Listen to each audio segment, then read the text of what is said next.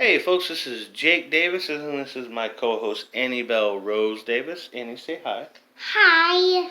And today we're going to do a retro review for you. This was Annie's idea, so I hope y'all enjoy it. Today we're talking about Scooby-Doo, released in the summer of 2002, directed by Roger Gosnell, written by James Gunn, I kid you not, and starring Matthew Lillard, Sarah Michelle Gellar, Linda Cardellini, Matthew Lillard, Isla Fisher, Rowan Atkinson, and Pamela Anderson. This is, of course, a live-action adaptation of the 1960s cartoon show from Hanna-Barbera. And let's just run through it. The movie starts with, Annabelle, you got anything to say about Scooby-Doo first? No. Not yet? Not yet. You're just going to be quiet most of this video? Yes. I was afraid of that. And the film kicks off with Mystery Inc. wrapping up a case of the Luna Ghost. What are you going to do? You're going to mess up my shot. With the case of the Luna Ghost. It's basic stuff, but it's Scooby-Doo. You know, Daphne gets caught. Velma puts together a plan. They catch the ghost by accident. Ends up being an old man in a mask who would have gotten away with it too if it wasn't for you stupid kids and your dumb dog, or meddling kids and your dumb dog. Shortly after this happens, everybody's kind of fed up with each other, and Mystery Inc. break up. The film jumps ahead 2 years, and we see Scooby and Shaggy hanging out on the beach, eating chocolate-covered eggplant burgers with hot sauce. And that's my suggestion for binging with Babish. I want to see him make that work. And now they get Mystery Inc. get invited to come solve this mystery at Spooky Island, a horror-themed amusement park in a random island in the middle of nowhere. Which, if such a thing did exist, they would make so much money. And Scooby is tagging as Shaggy's grandma. That's right. Scooby-Doo goes in disguise. Is a full-grown male Great Dane in disguise as an old lady, and this works. He gets on the plane. He is disguised as Shaggy's grandma. That's right. It's Grandma Rogers. And Scooby gonna try to eat that kitty. Well, that's just a joke. Scooby didn't eat no kitty cat. He's a hero. He can't be doing that.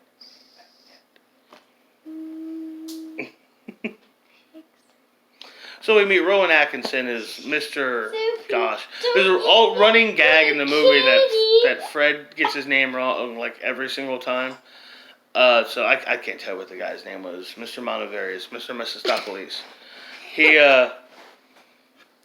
played by Rowan Atkinson. He's just terrific. You know, if you've ever seen Rowan Atkinson, he's just incredibly funny actor.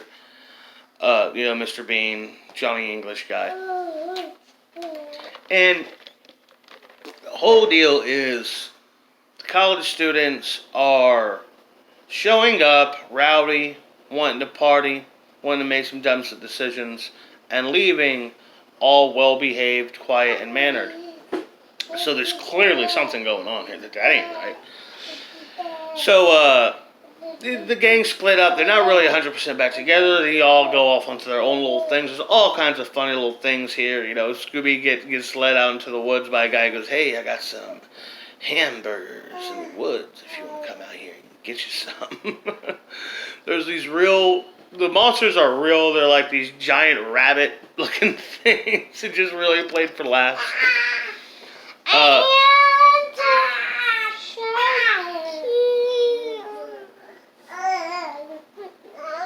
To get Fisher a doll. I love Fisher a doll.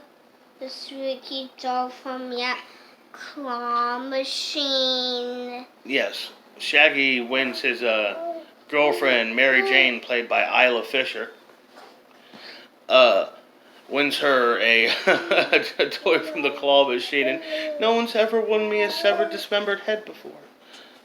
A shrunken, dismembered head.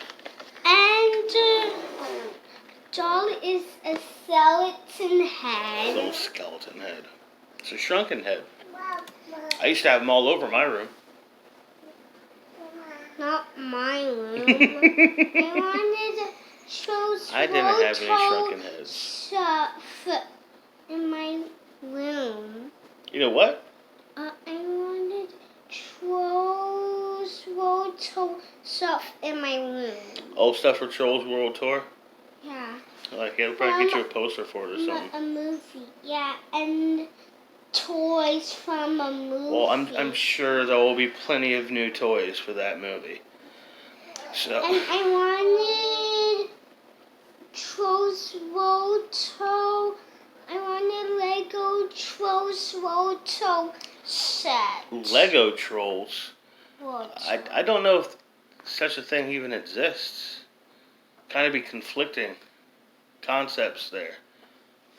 Anyhow, eventually all the Mystery Inc. members end up at the same spooky island castle, top of the mountain. The voodoo ritual guy's trying to sacrifice a frozen chicken. I love that scene. That's so funny. There's lots of little funny things, like, Me wrong too. call for Melvin Dew. Got a phone call for Mr. Dew.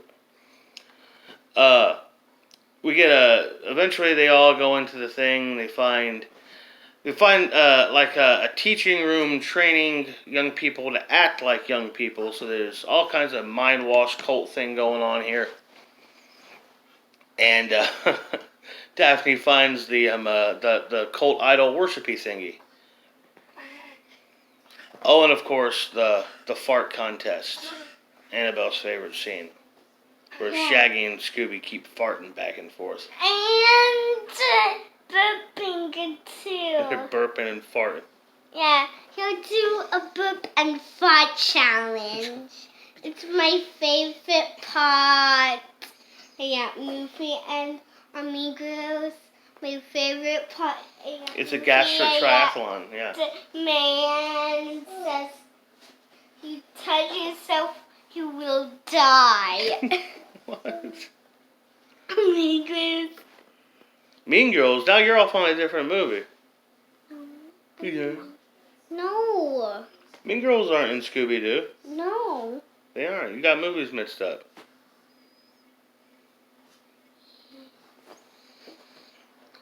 Anyway, what happens after that? Do they go back to the hotel? Yes. And they are attacked. We also find out about their old sidekick, Scrappy-Doo, who had a glandular disorder. Wasn't even a puppy. Yeah, and he don't have his twin collar on, just his spiky collar. His spiky collar, yeah. And I don't like Scrappy. Scrappy-Doo peed on Daphne's dress. Scrappy peed on Daphne's dress. So the monsters attack the hotel, and they kidnap a lot of the kids, and they kidnap Velma and Fred, right? Right, and their voices all gone. And the so owner of the place. Daphne's voice. Well, that's a little bit later. So the next morning, Daphne, Shaggy, Scooby, and Mary Jane wake up, and everybody's acting like. No, her name is Isla Fisher. The actress is Isla Fisher. Oh. Yeah. Our dog's name is Fisher. That's why she knows that name. Ain't that right? Yeah. So, what happened next? Oh yeah, so they think it's like weird things are going on. Sugar Ray's there, and they attack Shaggy and Scooby. Velma and Daphne both get kidnapped. And your voices Daphne gets kidnapped. It turns out Mary Jane is one of the rabbit people already in disguise. Scooby gets separated, and Shaggy has to go save Scooby, where he finds a big. He can't find Scooby, but finds like a big cauldron full of souls. And I figure out this is what's going on. The rabbits. Of voices. Mm-hmm. All kinds of voices. Daphne Fred gonna be in Daphne's body, and Daphne gonna be in Fred's body. Yeah, well, that's what happens. Well, before. But the thing is, the film are gonna go to her body,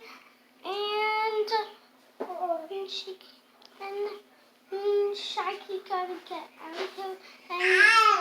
and Speak up, baby. Man costume gonna steal his voice too. Yeah. So yeah, that's what's going on. The rabbit And your voices are changing. Yeah, go back and forth. What she's yeah. Daphne, Thelma, Fred, and Shaggy's voices are were changing. Their voices are changing because their souls are jumping bodies. Yeah. The deal is the rabbit monsters are real monsters, but they can't live in the sunlight. It makes them explode. So they had to steal the bodies of the teenagers, the college students, and they're putting the souls in this big cauldron that is going to be used in a big sacrifice. And Scooby-Doo in that man costume gonna steal Soupy's soul. You're jumping ahead again. So after Shaggy releases the souls of Just a Mystery Inc. Yeah. The team is back together, and they decide they got to go find Shaggy, realizing that the hotel owner is the guy behind the whole thing. Scooby-Doo is the pure soul that they need for this sacrifice. So their plan is to basically save Scooby, tip over the cauldron, releasing all the souls, and turn on a big skull head rigged disco lamp in the middle of the cage. It's going to spread the sunshine light around it and destroy all the rabbit monsters. Ain't that right, Annie? Right. Well, in the fight, they don't quite save Scooby in time. Lots of stuff going on. Daphne's having a fist fight, a wrestling match with this luchador on top of the mountain. Fred is doing some John Woo stuff with like a chain or a water hose or something. And Velma too. And Velma and Shaggy are running around doing action stuff. And after he absorbs all the souls, Monovarius, whatever his name is, absorbs all the souls, even though they still save Shaggy, they realize there's a mask. And they pull back the mask, they realize it's a suit. And Annabelle, who's in the robot suit?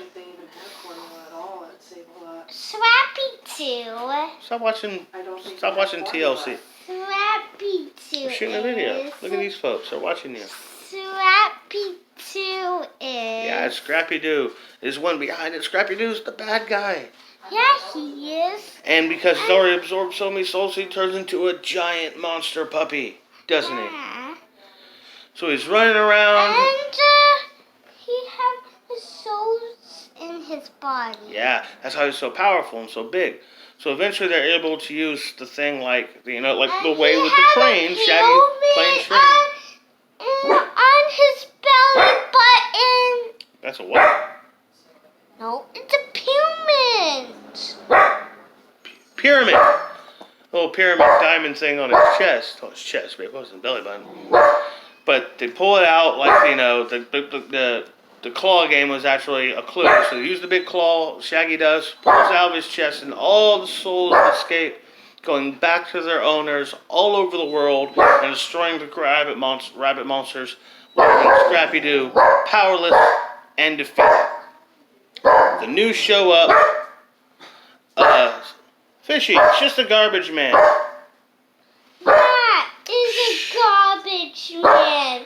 Just a garbage man. So, Mystery Inc. saved the world, and they're a team together and stronger than ever, and that was the Scooby-Doo film. And in all honesty, I think it's great. I think it's terrific. I thought it played on legitimate issues I had with the show as a kid. Kind of loved Scooby-Doo, but kind of at the same time didn't, because it was a cop-out why the monsters never real. I like the monsters are real. You kid. I like how they play and make them. Version. Yeah, there's all kinds of cartoon show versions. Ever since Pappy was a little boy.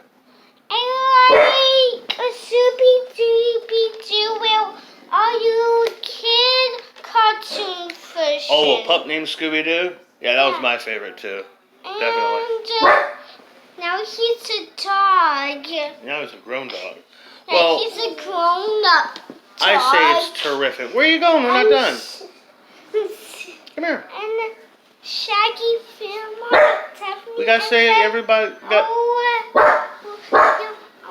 You just want to go watch some Scooby-Doo. Come here. Grown up. Now you're teenagers. Yep. Now they're grown. Now the actors are in their 40s. So gorgeous. I love this movie. I think it's terrific. I like how they made Daphne more useful. I love the friendship between Shaggy and Scooby's wonderful. Matthew Lillard's ridiculous and over the top but perfect. A wonderful performance from Linda Cardellini as Velma. I just like lots of jokes in there for grown-ups. Scooby is a talking dog. I've seen a lot of people criticize the sexualization of Daphne and Velma in this movie. Maybe there is some of that, sure it's true, but at the same time, Sarah Michelle Gellar cannot be tamed. That's a lot of fun right there. Anyhow, I think it's a terrific film. I've always loved it, especially when you compare it to other live-action adaptation of cartoons from that time, like Alvin and the Chipmunks, which is still a fine movie. I don't care what people say. I think that's a good movie. I think the Flintstones, a little bit more disappointing, the Flintstones. But I do love both John Goodman and Rick Moranis. Annabelle, where are you going? We got to sign off. I love both John Goodman and Rick Moranis' roles in that. And the Yogi Bear movie from about 10 years ago, which was just awful. But this is a legitimately terrific, fun, entertaining, memorable movie. You said a Yogi Bear movie? Yeah, there's certain scenes in the deleted scenes I really felt would have improved the film as far as the narrative, as far as the story, and most obviously the original animated opening credit sequence that was cut for the film for whatever reason. It was foolish not to include that. That's my thoughts. I think this is a wonderful movie. I always enjoy watching it with my daughter, and I have always enjoyed this movie. It's classic. Scooby-Doo 2002. Anything else? Yeah, no. Like, yes. And the president says he doesn't think that's going to happen on a nationwide thing. It said yes. That's all you got to say? Okay, then come on. I'm Jake Davis. This is Annie B. Rose. And come here. What do you say? Catch you on the fly.